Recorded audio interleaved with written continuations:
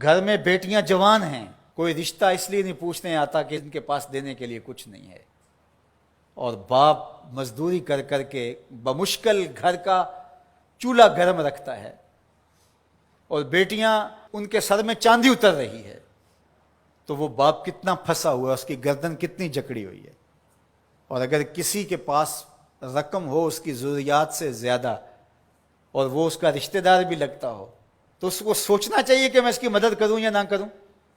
اس کو کیلکولیٹر لے کے حساب کرنا چاہیے کہ یہ میرا بھائی ہے، یہ میرا بھانجا ہے، یہ میرا بھتیجا ہے، یہ میرے چچا کا بیٹا ہے، یہ میری پھوپھی کا بیٹا ہے، یہ پھنسا ہے، اس کی بیٹیاں جوان ہیں، کوئی وسیلہ ہی نہیں ہے، بمشکل گھر کے اندر کھانا پورا ہوتا ہے، اور بیٹیاں گھر کی دہلیز میں بوڑھی ہو رہی ہیں، اور اس کے پاس دولت کے انبار ہیں، اور یہ سوچے گا۔ اللہ فرماتا ہے یہاں بغیر سوچنے کے چھلانگ لگانی پڑے گی، یہاں نفع نقصان نہیں دیکھنا پڑے گا، یہاں کساد بازاری کا نہیں سوچنا پڑے گا۔ فَلَقْتَحَمَ الْعَقَبَةَ، یہ بغیر سوچے سمجھے کودا کیوں نہیں ہے، یہ مشکل گھاٹی چڑھا کیوں نہیں ہے۔ وَمَا أَدْرَاكَ مَا الْعَقَبَةُ، یہ جانتا ہے کہ مشکل گھاٹی کیا ہے۔ فَكُّ رَقَبَةٍ، کسی پھنسے ہوئے کی گردن کو چھڑانا ہے، کسی مشکل میں پھنسے ہوئے لوگوں کی مدد کرنا ہے۔ تو اب یہ سوچے گا کہ ابھی تو میں نے فلاں پلاٹ بھی خریدنا ہے، ابھی یہ بھی کرنا ہے، ایک فیکٹری نہیں لگانی ہے میں نے تو اس کے لیے رقم جمع کر، کیا یہ ضرب تقسیمیں دے گا؟ کہا اگر اسلام کا نور سینے میں اترا ہوا ہے تو اپنے بھائی کی مصیبت کو دیکھ لے گا جب، اور وہ جانتا ہے یہ واقعی پھنسا ہوا ہے، تو پھر اس گھاٹی میں چھلانگ لگاتے ہوئے وہ دائیں بائیں نہیں دیکھے گا، وہ فوراً چڑھ دوڑے گا اور فوراً فیصلہ کرے گا تاکہ دکھی کو مصیبت سے نکال سکے۔ فَكُّ رَقَبَةٍ، کسی پھنسے ہوئے کی گردن کو چھڑانا ہے، کسی مشکل میں پھنسے ہوئے لوگوں کی مدد کرنا ہے۔ او اطعام فی یوم ذی مسغبہ، یا بھوک کے دن کھانا کھلانا ہے۔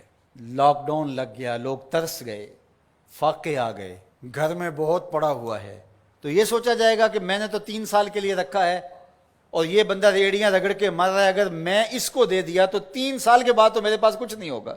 یہ بات سوچنے کی نہیں تھی کہ 3 سال بعد میرے پاس کیا ہوگا۔ قرآن کا جو اسلوب ہے، قرآن جو ہمیں زندگی سکھاتا ہے وہ یہ ہے کہ یہاں سوچنا نہیں، تمہیں عقل سے سوچ کے کام لینا، یہ بہت مرحلے ہیں، کہیں عقل کو پیچھے کرنا پڑتا ہے۔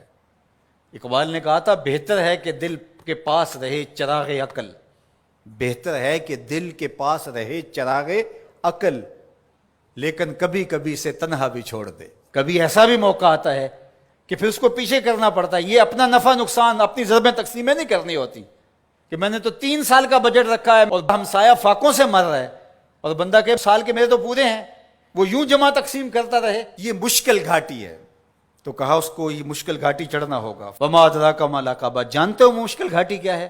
فکو رقبہ، کسی پھنسے ہوئے کی گردن کو چھڑانا ہے۔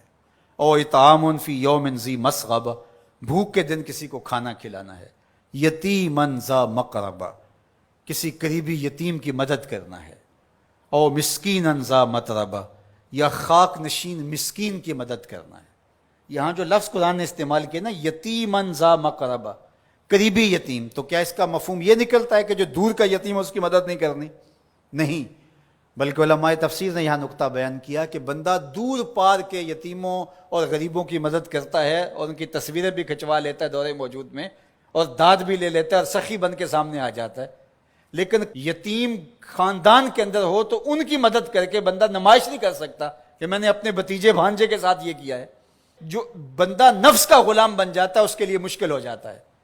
تو اس لیے اللہ تعالیٰ نے یہاں جو لفظ بیان فرمایا یتیما ذا مقربہ، قریبی یتیم کی مدد کرنا، او مسکینا ذا متربہ، یا خاک نشین مسکین کی مدد کرنا۔ کچھ لوگ، انہیں پتہ ہے ہماری ہمسائیگی کے اندر ان کے ہاں نان شبینہ بھی نہیں ہے، تو وہاں جو ہے وہ مہینے میں 500 روپیہ دیں گے، اور 500 روپیہ دے کے یہ سمجھیں گے کہ ہم نے حق ادا کر دیا۔